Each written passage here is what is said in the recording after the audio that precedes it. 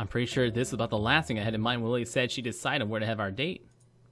No man nor woman is dressed in anything but their finest, their formality only matched by that of their surroundings. Rich red wallpaper adorns the walls as the city lights far below flicker and glow. Combined with the ambient hum of quiet speech and the high-pitched clattering of cutlery and wine glass, the mood is very formal, yet relaxed enough for me not to feel too uptight despite this being our first real date. Once we got seated, our waiter leaves to attend to others with a quick bow, after an appreciative nod from Lily. Far from depending on my help, Lily's managed to navigate herself around surprisingly easily so far, despite the unfamiliar environment. A light brush here and there, and she's genuinely quite deft at orienting herself as needed. Oh, she's so cute. My eyes look to Lily's. I can tell from her face that she's listening to her surroundings just as hard as I am looking. Though truth be told, my eyes are lingering on her each time they sweep around the room. The red Chinese outfit she's wearing accentuates her features very well and shows off her legs. Even her hair's done up and the scent of perfume is just noticeable. While my black suit may be a rental, I managed to select an appropriate one. It feels surprisingly comfortable considering I've so rarely worn one, and fits the setting just as well as Lily's attire. I guess this is a new experience for both of us then. She turns somewhat sheepish. I've never come to a place such as this before, no. One hell of a first date, that's for sure. It's gonna be pretty hard for me to top this. A small giggle. Even now our nervousness is dissipating. Her hand skates along the center of the table until it touches the menu, which she takes in both hands and brings to her face. Hisao? As she lowers the beige laminated sheet just below her eyes, I can see another sheepish look. I doubt asking the waiter for a menu in Braille would be productive. I can read it out to you, no problem. I take mine and give it a quick read, my small grin faltering. Perhaps there is. What's wrong? I'm not sure how to pronounce this. One fine cuisine after another is listed. Most may be in Japanese, but few are in English and French. I guess it's to be expected, but I have no idea what's in some of these. Oh, there's one I recognize. Cheeseburger. Cheeseburger. Good. A small giggle of amusement comes from behind the paper sheet. Well, I could read them all out, but it'd take a few hours. Is there anything with some kind of fish in it? Let's see. Aren't those poisonous? No, they eat this. A tuna salad seems like a good bet. From the picture, it looks like it'd be pretty filling as well. Seems like a reasonably safe option. Let's order two then. I'm pretty sure a couple of these dishes are from poisonous animals. I've had enough daily run-ins for now. Lily maintains a smile, but there's a distinct lack of laughter. Black humor mustn't be her cup of tea. Though, to be honest, I don't find it exceedingly funny either. There's certainly quite a few interesting smells wafting about. The same is true of the sights, I assume. I've never been anywhere quite like this. A fancy Japanese tea house on an occasion or two, but I've never been anywhere this lavish nor European in styling. Before another word can be said, a portly waiter in a distressingly tight vest appears at our table to take our orders.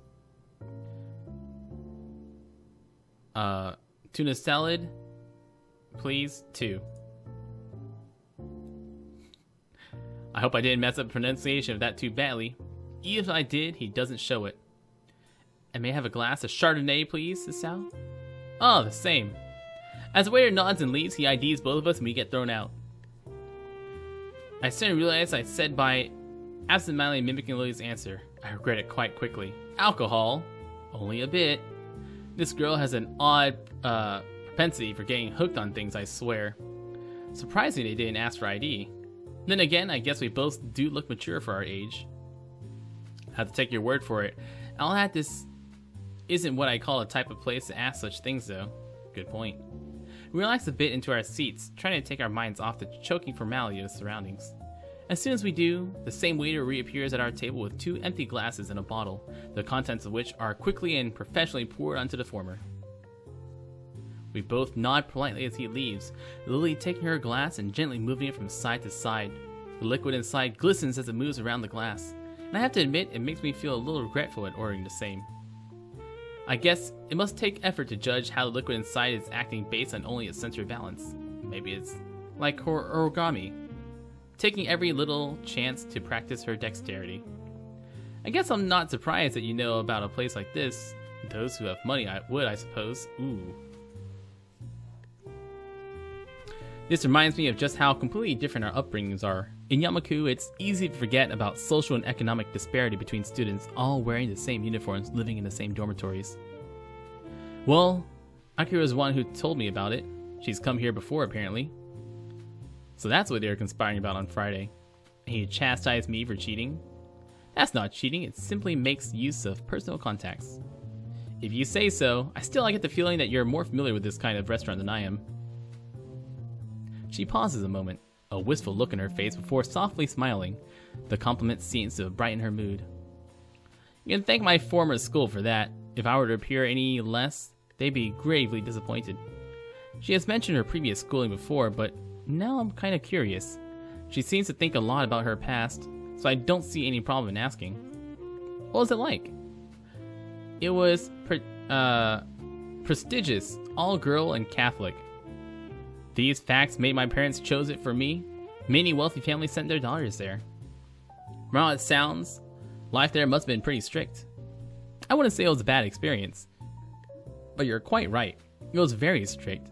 Thankfully, I managed to adapt well and make a number of friends. Unfortunately, the same can't be said for my sister. She found the atmosphere and religious aspect suffocating and ended up leaving for a job as soon as she was able to. She gives a small, self-depreciating chuckle. I shouldn't complain about it, though. Not many even have the chance to go to such a school. Do you resent your parents sending you there then leaving? She gently shakes her head. My family is highly patriarchal. My father, business always on his mind, was entirely lost as to what to do with me. In the end, he made the decision that my education was of higher priority than staying with the family. He simply did what he thought was best. To say such things so easily, what an unbelievable girl. That said, I'm a little surprised she doesn't think her blindness played any part of it at all, though maybe I'm being too harsh on her family. You're too kind-hearted, you know that. Most would hate their parents for something like that. Some do. Oblivious to my raised eyebrows, she takes a sip from her glass. The wine slips down effortlessly. Her fondness for it evidently helping her deal with the flavor of alcohol. I can't say the same goes for me. What about yourself? What was your schooling like? It was a fairly normal public school, I suppose, maybe a bit busier than the norm. I did quite well in class and played in the soccer club. Since I'm an only child and my parents both worked a lot, I wasted most of my free time and money at the arcade with my 3 friends. No matter how much I played, though, I never did manage to beat Mai in any of those machines. Even Takumi and Shin lost to her whenever they tried, then I'd be left trying to be a responsible adult when Shin and Mai fought again. I have no idea who any of these people are. I catch myself as I realize that I'm starting to zone out. The days of my old school disappearing to the night sky and bright city lights outside the window. Lily's face is an odd mixture of curiosity and sympathy. Given her strict schooling, I suppose something like this would seem an interesting contrast to the only life she's known.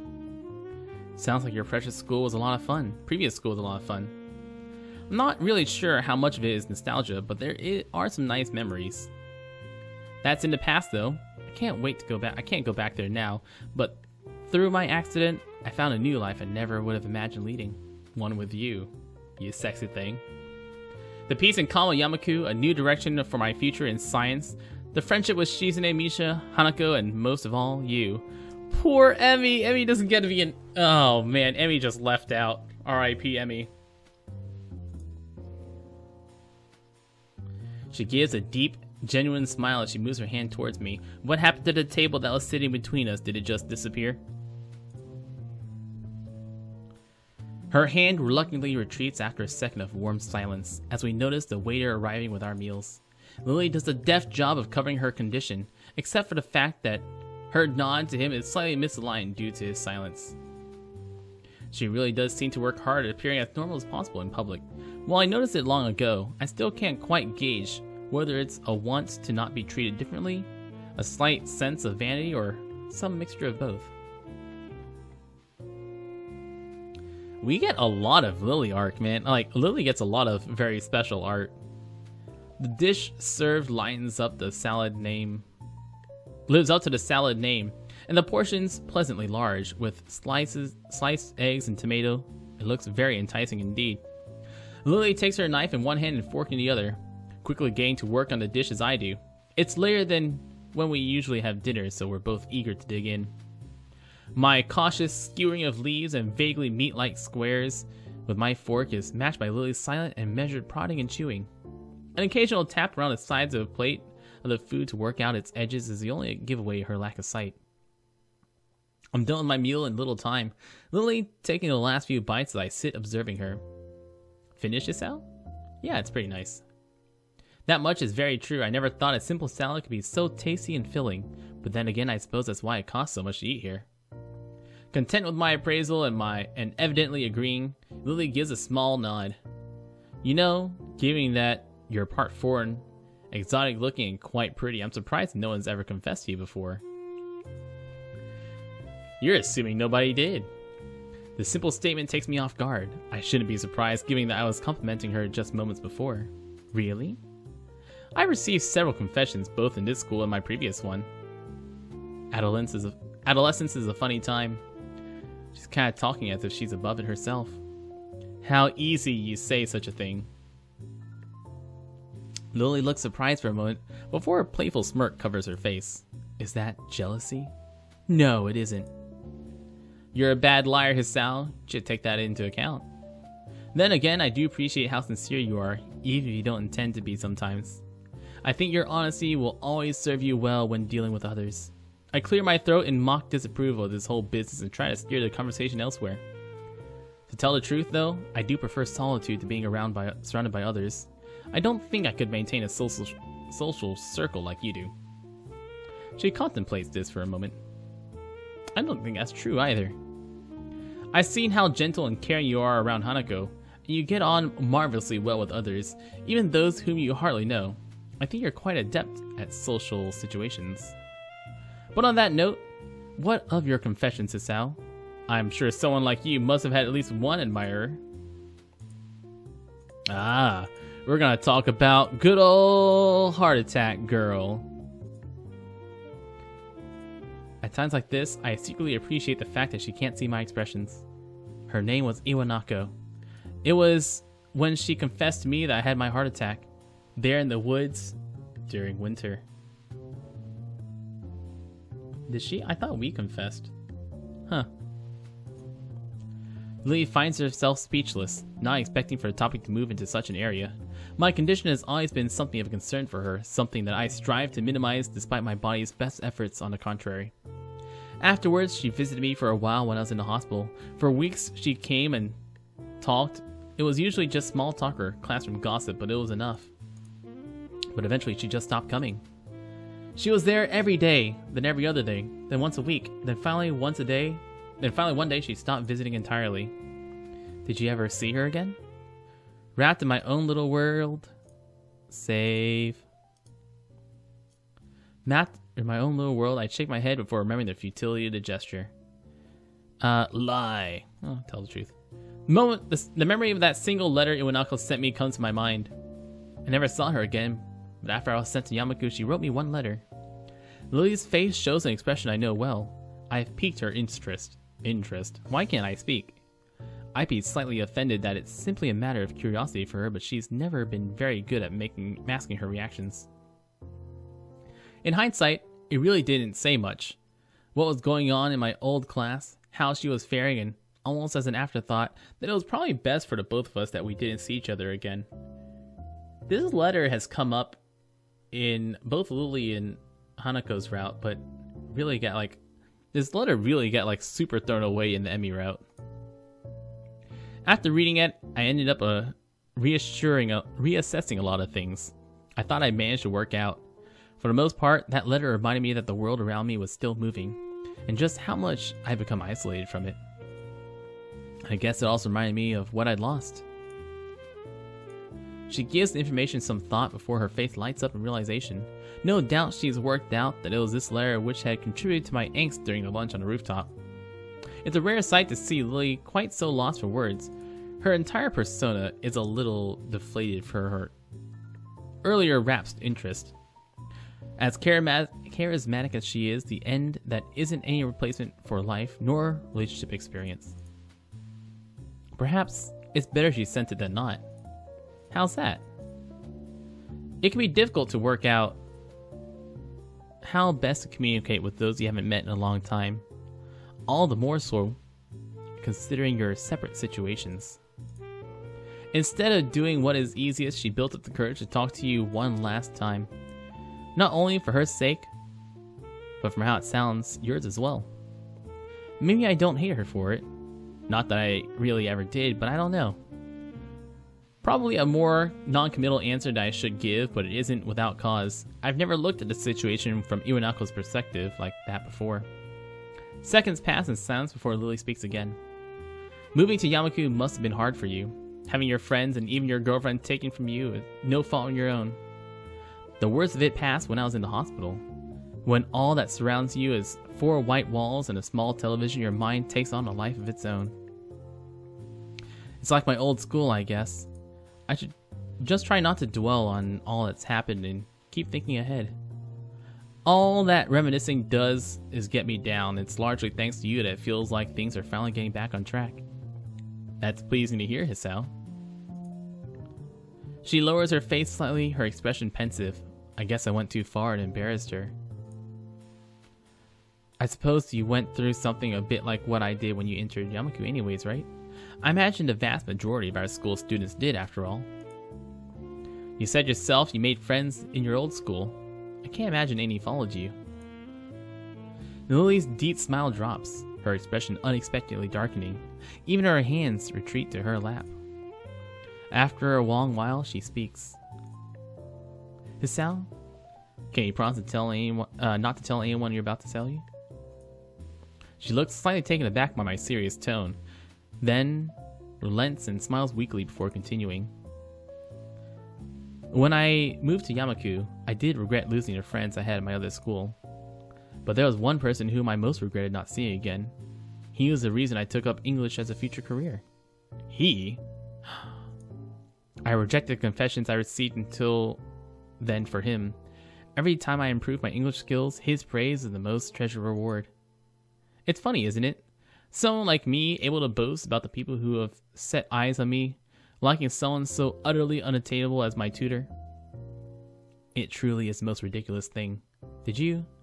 She quickly shakes her head from side to side. I couldn't. Even then I knew it was impossible. A silence reigns over both of us. This does not seem to explain her ardent focus on her future in teaching English, but I can't help but thinking of her confession to me. She lost him without ever letting her feelings be known. Did she somehow fear that would happen again, but with me? I don't really know what to make of it. I've heard of such relationships before, taboos born of such things as puberty and youth. The fact that she had the good judgment not to act on it, though, is heartening. I know this must sound strange, but please don't think of me. Why would I think any less of you for that? To be honest, I think you must have been a very nice person if you liked him so much. Not only that, but you stopped yourself from going too far. For a moment, she looks somewhat lost. Most unexpectedly, though, it isn't a second before she starts to laugh. The sound takes me off guard. It's not a giggle, nor a restrained chuckle, but honest and genuine laughter. I find myself smiling, and not just at her display of relief and happiness, but for her to trust me enough to let me see this most private of secrets. Before I realize it, I feel her palm touching my face. Her touch is as gentle as ever, with her thumb slowly stroking my cheek. You're kind, Hisao. I really do love you. Seeing her face like this, her palm gently caressing my face, I think tonight has been a wonderful night. I guess we've both got pretty weird pasts, huh? I think by most standards, our president is rather odd as well. I smile and hang my head. This woman can easily run rings around me. Of that I'm quite sure. I look back around the room with its continuing quiet hums of patrons. This place probably fits the odd category too. It's a tad overbearing. That's one word for it, yes. I catch the eye of a scurrying waiter, a short, scrawny guy no older than 20. He reminds me of Kenji, although unlike him, the waiter isn't dressed for winter during midsummer. After a short, curt bow and an offer to remove our plates, Lily asks for the bill politely and softly. With expert coordination, he moves around the tables, our plates in hand to retrieve our bill. In no time, he reappears through the doors, smartly handing our bill to Lily, who promptly hands it to me, causing him to raise an eyebrow. As I read the small computer printed leaflet, the cost is considerably more than I expected. Hisao? I quickly stammer out the amount to which Lily merely nods and reaches for her purse. Giving her card to the waiter, she disappears once again. That was a disproportionately large amount of money. The statement seems to make Lily slightly uncomfortable. My family leaves me more than enough for my education. The same goes for my sister, though she dislikes being reminded of that fact. That said, I too dislike throwing money about, but this one time I think I can make an exception just for you. Not only did you choose our date, but you paid for both of us as well. I take the bridge of my nose and my fingers. I can't believe how high you have set the bar for our next date. She gives a small giggle. I'll be looking forward to it, Hisao. The waiter reappears beside us as if by magic, and Lily's hands her card back to her. Evidently picking up on her lack of sight, he places the card in her hand with an extra, perhaps unneeded amount of firmness to make sure of her grip. Leaving, he exercises a measure of diplomacy by keeping a neutral face despite my own expression. Clapping my hands together, I stand up from my seat in order to bring an end to our night out. Shall we off then? M'lady? Whoops, wrong one. There we go. M'lady.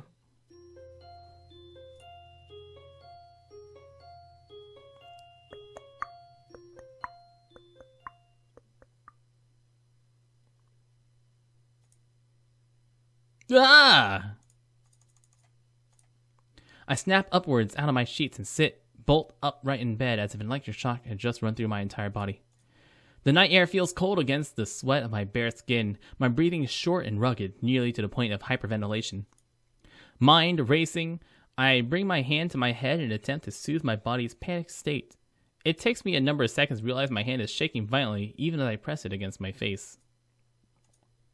More seconds pass in complete silence, my desperate attempts to subdue my body and mind slowly, thankfully working. Gathering myself, I start taking measure of the state I'm in. It feels like I've run a marathon, every muscle feeling tensed and sweat practically pouring off of me.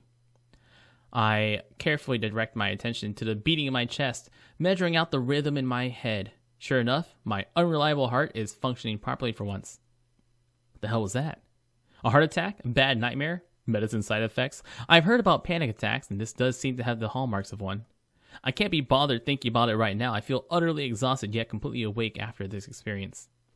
I look over to the other side of the bed, a pale light of the silent figure's face almost glowing in the nighttime darkness of the room.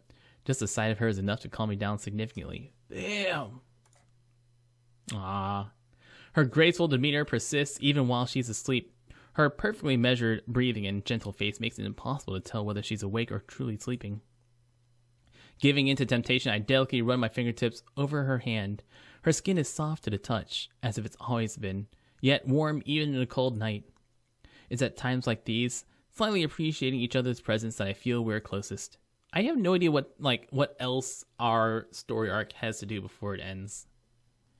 My finger stops at her wrist. I bring my hand back down to the bed beside me. I'm not entirely sure why, but as we become even closer to each other, I feel as if something grew between us. I'm not entirely sure what it is, nor whether it existed before we'd fallen in love. Everything is moving so fast. I don't mind it at all, but it feels unlike Lily to be pushing things this much. Thankfully, there aren't any students milling about in the hallways at this hour of the morning, lest I be interrogated in why carrying 2 plates of breakfast to my room while dressed in obviously hastily donned uniform.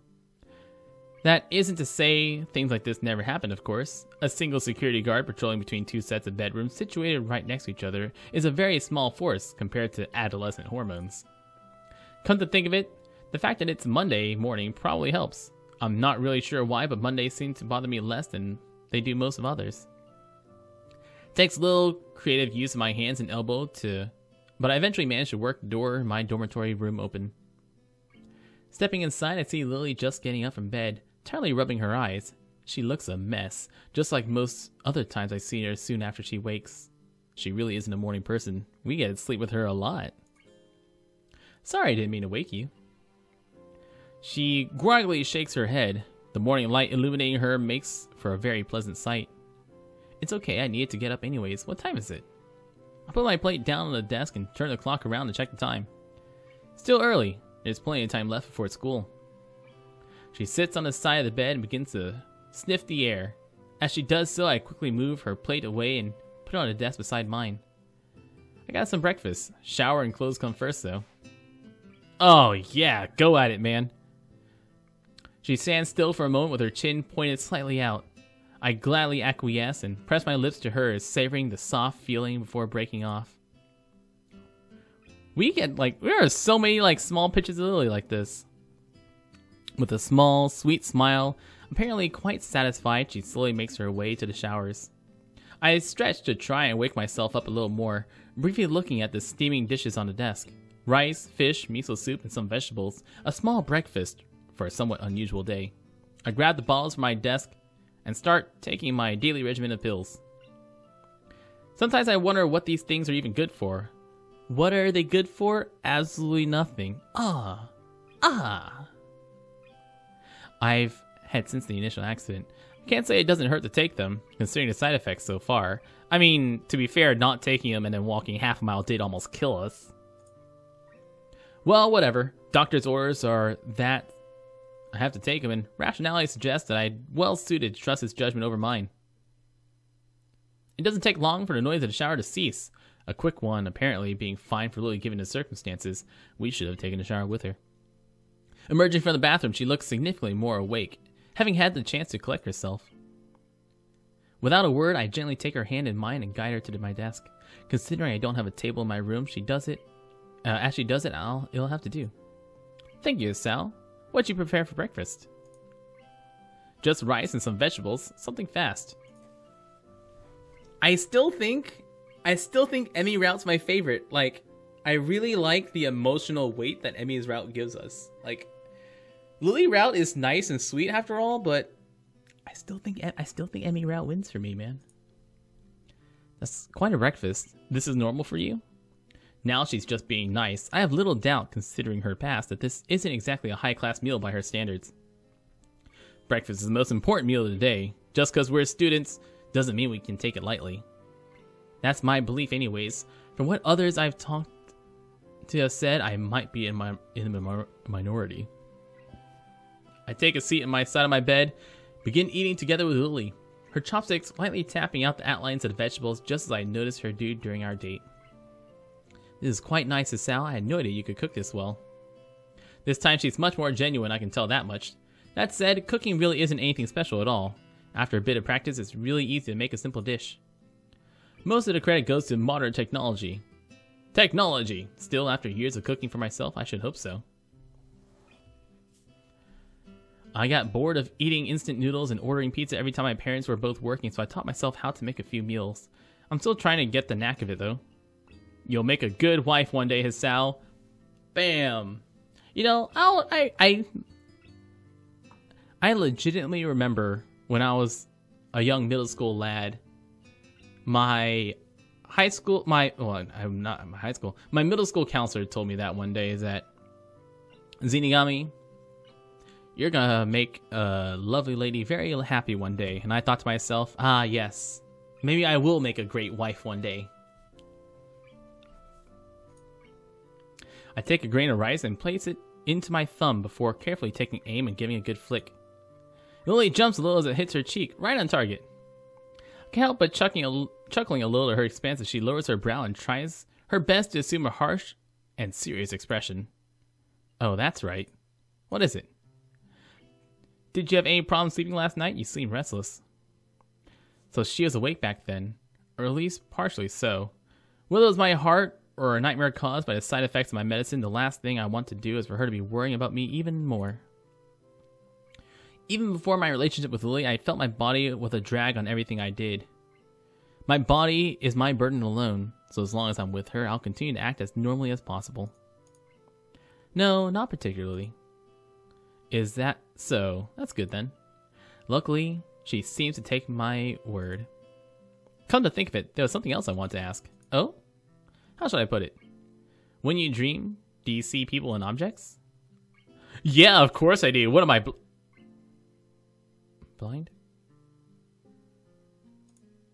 I feel more than a little sheepish for that slip of the tongue. However earnest it may be, Lily looks unperturbed though. But you don't taste, feel, nor smell things? I moved to answer, but my mind felt stuck thinking about it. The more I mull it over, the more I realize that her hypothesis is correct. That's true. I guess I never looked at it that way. Are you saying you do? For the most part, I only hear in dreams, but yes, sometimes I touch and smell things as well. I'm just asking since Akira thought it was very strange that I did when I brought it up with her. If you don't either, then maybe it's due to my blindness. That makes sense. You rely on your other senses more than me, so maybe that affects your dreams as well. The wonders of the human body. I wonder only about 2 things about her human body. For the rest of the time before school, we quietly eat the hearty breakfast in front of us, exchanging a few pieces of small talk as we do.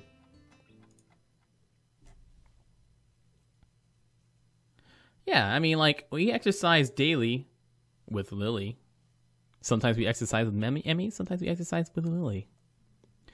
A quick peek out of the door assures nobody's looking at the entrance for the boys' dormitories, so we walk out with the path clear. I mean, let's be honest. If Lily gets caught coming out of the boys' dormitory, it's like, hey, what are you doing here? She'd be like, oh my gosh, I'm sorry. I thought this was a girls' dormitory.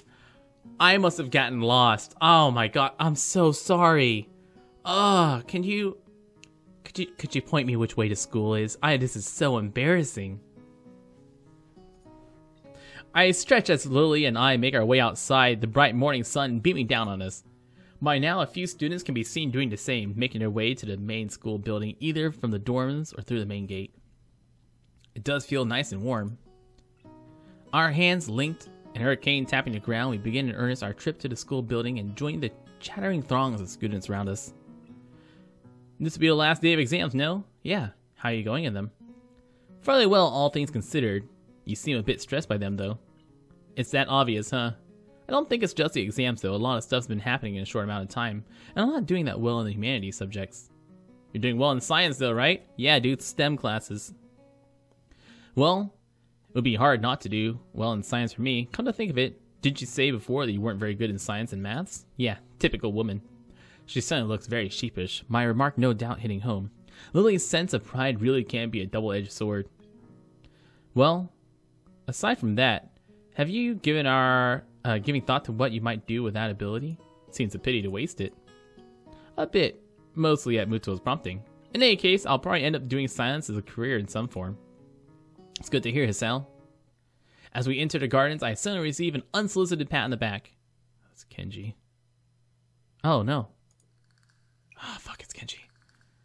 Oh, what's up, Kenji? Exams. Good morning, Seto. It's good to see you're doing well. It feels slightly odd to see Lily speaking so formally. She's come to address me more casually over the months, though. I've seen her speak more formally to classmates from time to time as well. Some people never change, I guess. Not that I hear her calm and polite manner is a bad thing. It was one of the reasons I liked being around her to begin with. Kenji seems to take a moment to work out who got beside me. Probably hasn't noticed us holding hands either. I wonder if those glasses of his actually do anything. Oh, hey, Lily. Good luck on your exams, too. I'll see you after school then, man. The slight edge to his voice makes me think those words are meant to be an imperative rather than a casual farewell. I guess I'll have to smooth things over later. Sure. See ya.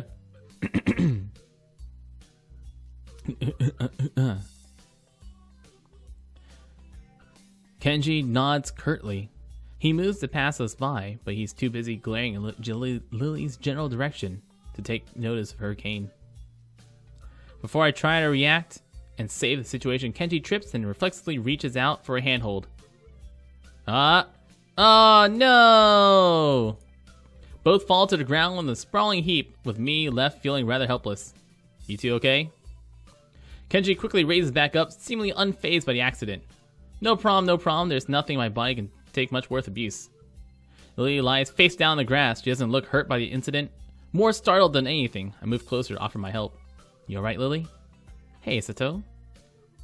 Kenji offers a hand, tentatively touching her to let her know what he's doing. He says some odious things sometimes, but I do think he may be a genuinely good person at heart. To his surprise and mine, though, Lily pounds on the ground with her fist without warning. Damn it!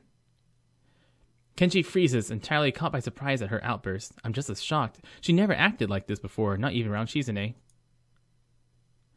Seemingly, only now remembering that there are people around her, Lily slowly climbs to her feet.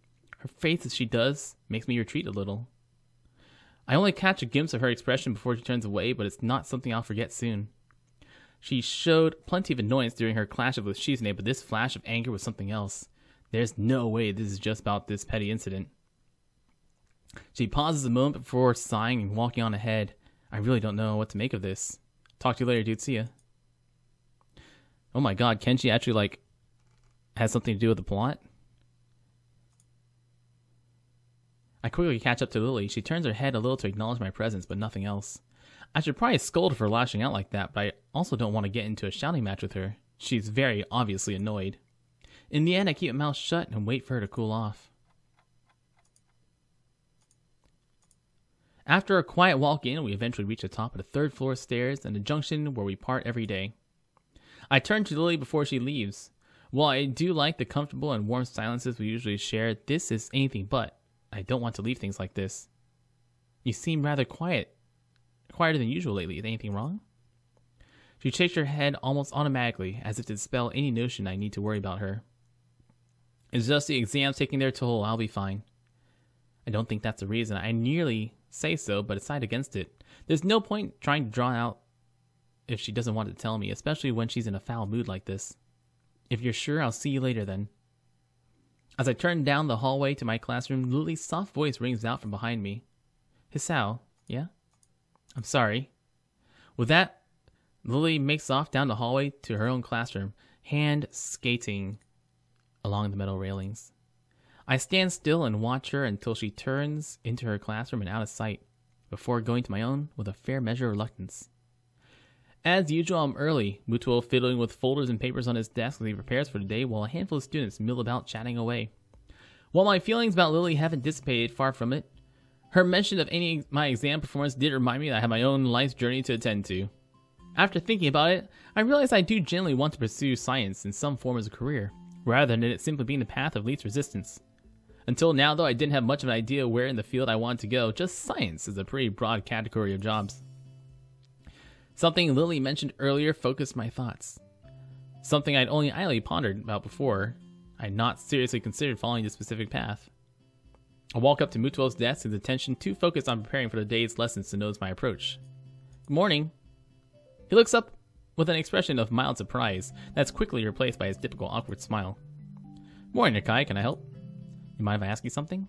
He looks down at his messy pile of books. Ask away. What would you say is the motivation behind teaching? He looks at this question for a few moments before responding, evidently far from having a prepared answer.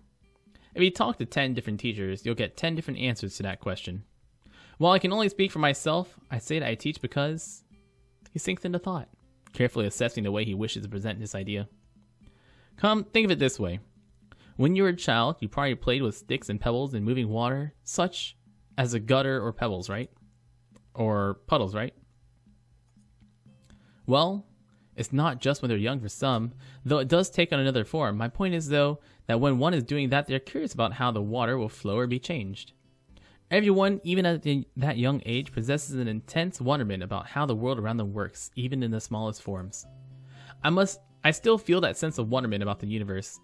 Even just reading about new discoveries or classic experiments gives me a renewed sense of awe at how marvelous everything is, from farthest stars to the smallest puddle. I just hope that I can give others even a small piece of that wonderment. If I can do that, even if it's just one person, I think I can be happy as a teacher. He scratches his head as he mentally reviews what he said. I feel like I understand him better now. Even if he's awkward around others, he does have a genuine want to be around them and offer them a piece of his self that he values.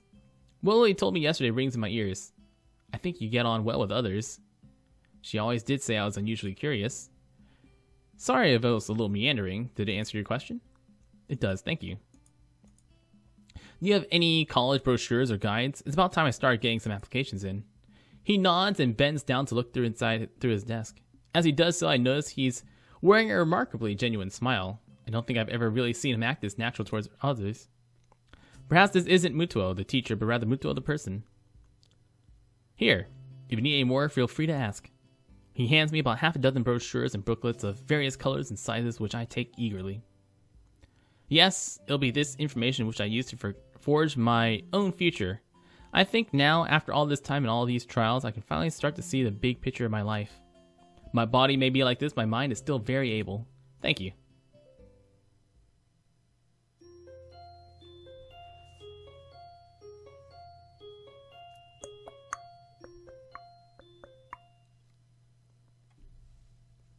I'm going to call it that this is the confrontation with Lily and then final day. That single thought has grazed my mind a countless number of times since my life here began. It feels like an easy way to discard a troubling question, as if simply labeling something with those 3 words will make it go away, at least not worth thinking about any further. My life before my heart attack feels more blurry every time I try to remember it, and my mind struggles to keep up with all the events suddenly happening around me since then. I heard somewhere that this is what it feels like to be left stranded in a country with only the most basic understanding of the local language. Indeed, when I think about it, that seems a marvelously apt analogy for what's happening to me. But such situations are also supposed to make you very capable in that language very fast, if you're forced to learn it in order to survive. Put another way, the situation becomes sink or swim. I wonder if I've really managed to swim after all this time. The exams are stressing me out a lot, even though they're finally coming to an end, but I have remained in Muto's favor and I have sort of direction in my future now. But I keep using that stupid meaningless phrase, this is strange. It really is amazing how fast one comes to accept being surrounded by people with sometimes incredibly jarring disabilities and conditions. So much so, I really wonder why it feels so much like a foreigner. It certainly isn't for a lack of socialization or friends. I've come to know most of my classmates on first name terms, and know a few others around the school. Whether they're missing an arm or a leg, the students here are just like anyone else of their age. I can navigate the halls that I once lost myself in with ease. I'd not expected to ever have, thanks to the school's logical layout, and engage my teachers in comfortable discussion. I swirl around gently the tea in my cup, the reflected image of my face becoming distorted by the moving liquid. This is strange, I used to hate drinking tea. Maybe I'm thinking too much. The familiar sound of china rattling within a teacup, almost a touching and accompanying saucer rings out. Something the matter? Don't worry, it's nothing. I take a long sip of tea in front of me as the girls do. Girls.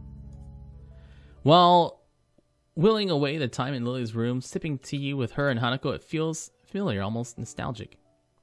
So how's your work on the newspaper club going, Hanako? I want to know too, it sounds like it would be quite interesting. Hanako's face turns down at the attention placed on her, though her smiles belies the fact that she genuinely likes being the center of interest for the two of us. It's good. I think I'm getting better at it. Naomi and a couple of her friends handle most of the jobs, getting stories and stuff. I just do the computer things like putting the stories together and getting it printed. It's nice, since I can sit and concentrate. I see Lily's low-tech nature isn't shared by Hanako.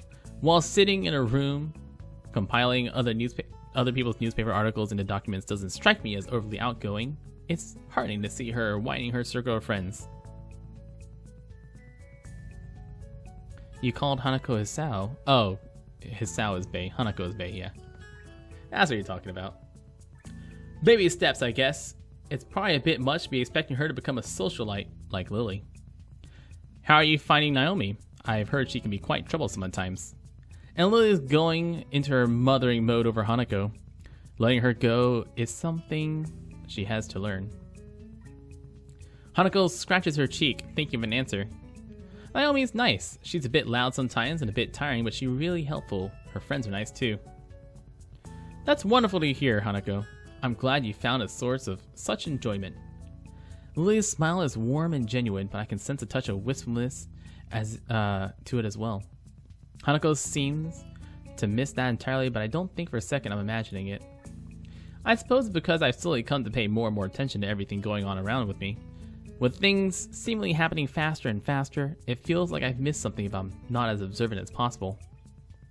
With the exams, my newfound love life, trying to fit in some studying regarding my options for college and university, and my heart condition, I'm applying the brakes on everything as At irrationally random times, my heart's been in overdrive lately. It makes me appreciate the rare, quiet times such as these. I guess this is why Lily came to appreciate her weekly walks to the convenience store and her tea party with Hanako. Despite her lack of being surrounded by others, they give her a moment of peace in a chaotic and busy life. Thank God the exams are over, right? The comment draws an earnest chuckle from both of the girls. It seems like everyone's been a lot happier since the exams ended last week. So what you're doing for summer holidays, Hanako? I quickly count the days in my head. Today's Monday and school finishes on Saturday. 5 days to go. Think of traveling around a bit. Oh, really, Hanako? There's a lot of places I want to see, and I think I have enough money to pay for the bus and train rides. Naomi and one of the other girls in newspaper clubs said they might come along too. Her look indicates she's giving the matter quite a lot of thought. I'm kind of surprised she's contemplating something like this. It seems she's become intent on striking out on her own. Is there anything in particular you're thinking of going? I was thinking that Kyoto sounds nice. I think I'll try to go to a few places though. Lily nods in approval, happy with Hanako's plans. While I cast my eyes to Lily, I refrain from asking her the same question. She's been evasive with her plans for the future for a long time now, but I never seem to get a good time to broach the subject alone with her. Every time it comes up in conversation, it feels like she's either unsure of herself or simply dodging the question. It's troublesome. Be sure to call sometime when you're out and about. I gave you my number before, right? Hanako gives a quick nod, a happy smile on her face. It's strange to see how happy people seem to become when they have a goal to work towards. Yuko seems to brighten whenever her university aspirations are brought up, and now Hanako is just the same. So why do I feel this uncertainty, and why Lily too? Relationships really can be irrationally troublesome sometimes. What time is it? Huh? It gives me a second to remember that Lily's clock doesn't have any visual feedback. I really should know given how many times I've been in her room. Nevertheless, I take my watch from my bag and quickly check it. You don't wear your watch on your wrist? It's about 20 past 10, nearly curfew. Hanako rises to her feet, dusting herself off and... something fell over. Frankie's legend now. Huh. I better be going then. Good night, Lily. Hisao. Sleep well, Hanako. See you tomorrow. With that, she walks to the door and quietly makes her exit. Silence. That seems to be happening more and more between Lily and me recently. After a few seconds, I finally had something to talk about. I talked to Muto on Friday and finally checked out some guides on colleges and how to apply for it. It's good news. If you're going to be applying for colleges, I assume you've some idea in mind of what you might do in the future. I think I'm settled becoming a science teacher. It's going to take a while to get through university and everything to be qualified, but I think it'll be worth it. Lily's face brightens considerably at the news. I suppose with her wish to become a teacher, she's delighted to I'd take the same kind of path. So you decided on teaching. I think this path suits you most excellently, Hisao. I smile and nod. This time, even if I know she can't see me doing it, I know she feels it. I imagine Muto would have taken to the news well. That's one word for it. Hey, Lily? Yeah? I know you want to be a teacher, but... For a second, I wonder whether I should really ask her the question in my mind, but that's quickly brushed aside by the fact that this is rather late to have a second thoughts. Surely you still don't think I'd be offended by something regarding my blindness. Her accusing tone is betrayed by her grinning face, amused at my awkwardness in raising the topic. Good point, I guess. I was thinking whether or not being blind would be a hindrance, what with your ambitions to become a teacher and all.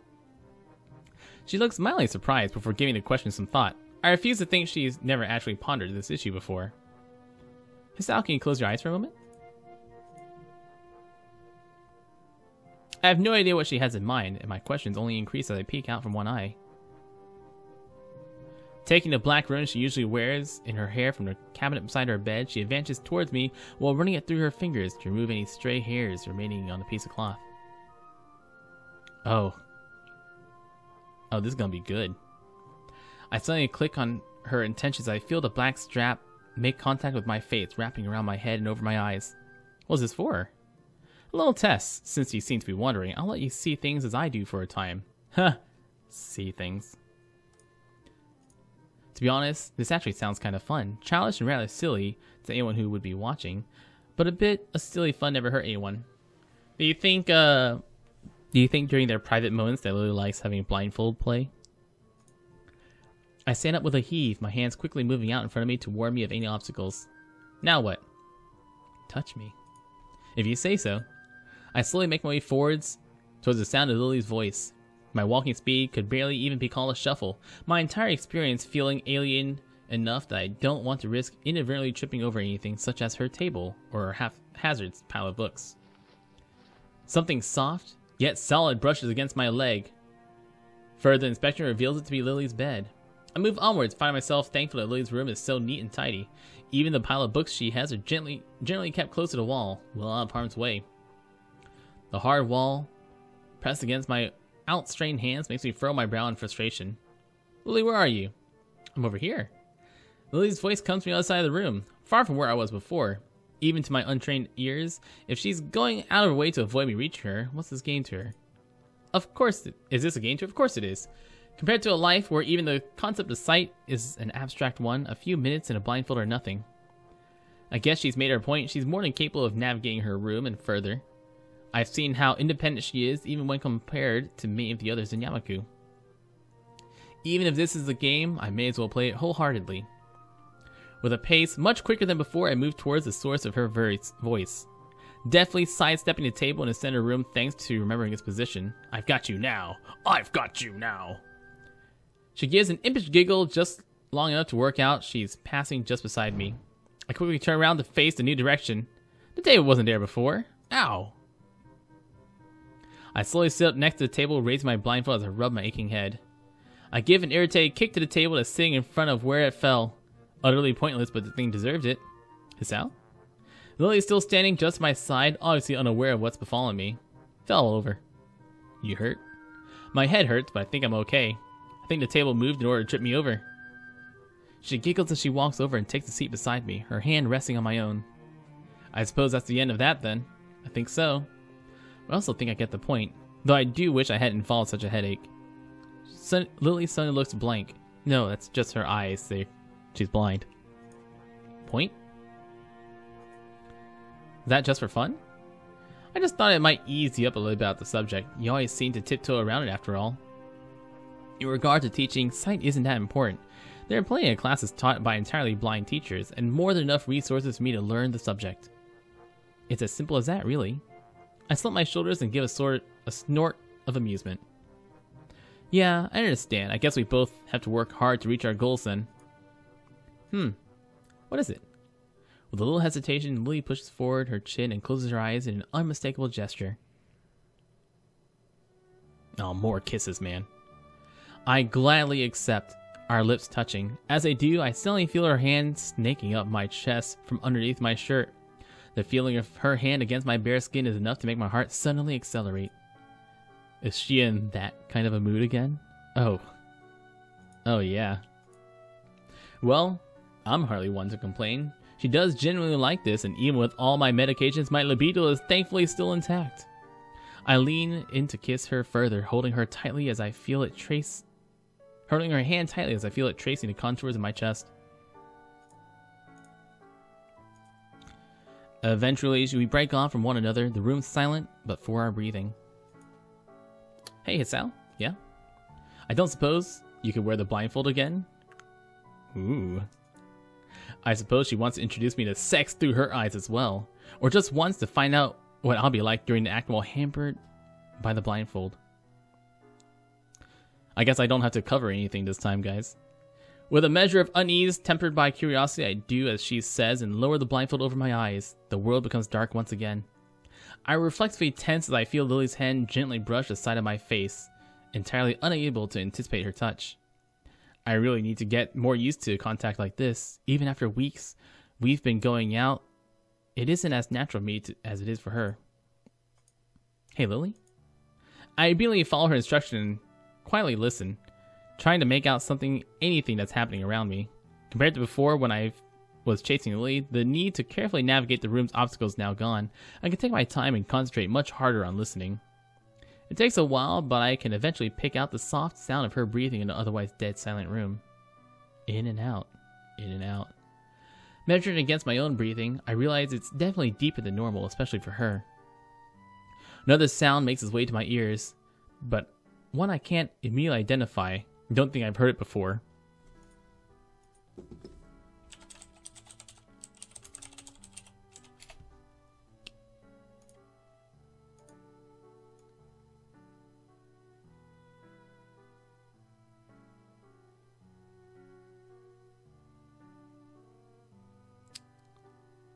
Come on, where is it? Where is it?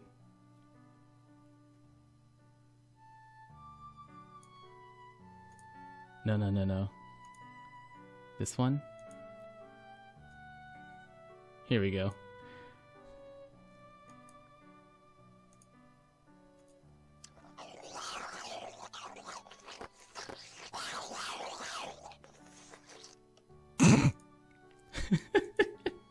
My heart skips a beat as I realize the source, my hand almost reflexively reaching out towards it.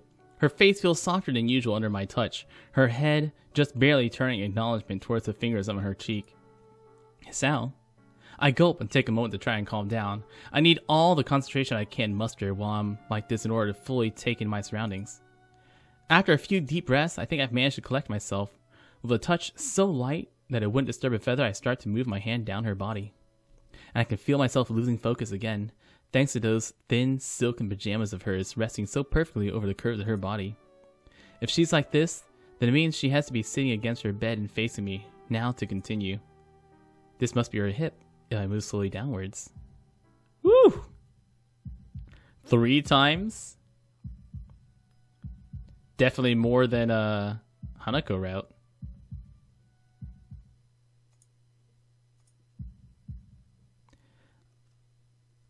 I can feel my chest tightening as I rock back and forth frantically, both of us entirely taken by ourselves.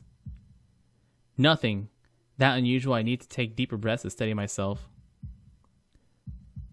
This feeling is just normal. Ah! This pain is too much.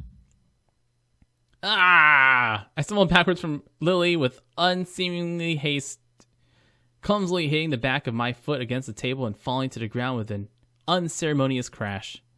Breathing wildly, I frantically scraped the ribbon over my eyes as I lay on my back. I have to get this off. I have to get this off. I'm blind! For a moment, everything goes blank. As a rush of newfound light assaults my eyes, my breathing slows from the brink of hyperventilation. Seconds pass, and I carefully measure out the rhythm my heart beats with every ounce of concentration I can muster. My heart is normal. It's back to normal. My body feels utterly bizarre as I lay dazed on the floor looking at the ceiling. The adrenaline from before is still pouring over my veins, but my mind is completely exhausted. I prop myself up as I hear Lily getting off the bed and coming towards me. You okay, Sal? She gives a sigh of relief, her worried expression collapsing. Her face afterwards is the very last I ever wanted to see from her. It's a face I detested when I first saw my parents in the hospital all those months ago. Pity. I pity the fool. I just close my eyes and turn away powerless. I feel like throwing up. I can hear the sound of Lily moving away and quickly attending to herself, the ruffling of her clothing being pulled back on after a moment of searching, just barely audible. Sorry. She was clearly wearing her PJs just before then. She slowly shakes her head as she finishes buttoning up her top. Her kind smile looks so fragile, so delicate that it makes my heart sink. Approaching carefully, she feels out the edge of the low table before taking a seat next to me, putting her arm around my chest. Sorry, it's how I shouldn't have pushed my desires onto you. I don't know, I like it. I guess I shouldn't have tried to push myself so far. My eyelids feel heavy.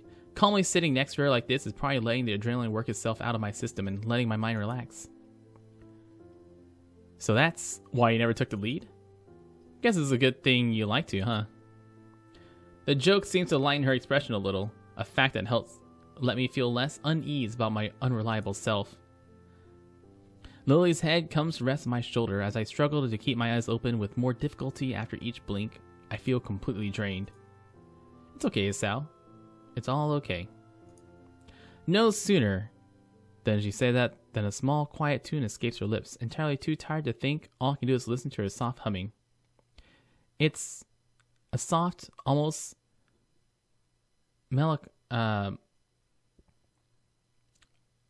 melancholic tune. Wow, I know the word. I just couldn't say melancholy. It sounds familiar, but the more I try to remember its origin, the less I'm able to concentrate. The feeling and scent of her head resting gently on my shoulder and her warm body against my side are soothing. The soft humming of her voice, too, relaxes my mind as much as her warmth relaxes my muscles. This singular, quiet moment after all this fracas, it makes me realize just how exhausted I've become. I can feel my eyelids slowly becoming heavier and heavier. Even with the chaos before, I wish this moment will last forever. Lily and I together sharing a single, solitary occasion together. Just as we used to. If that's the case, why does she feel further than she's ever felt before? Oh shit, still more days!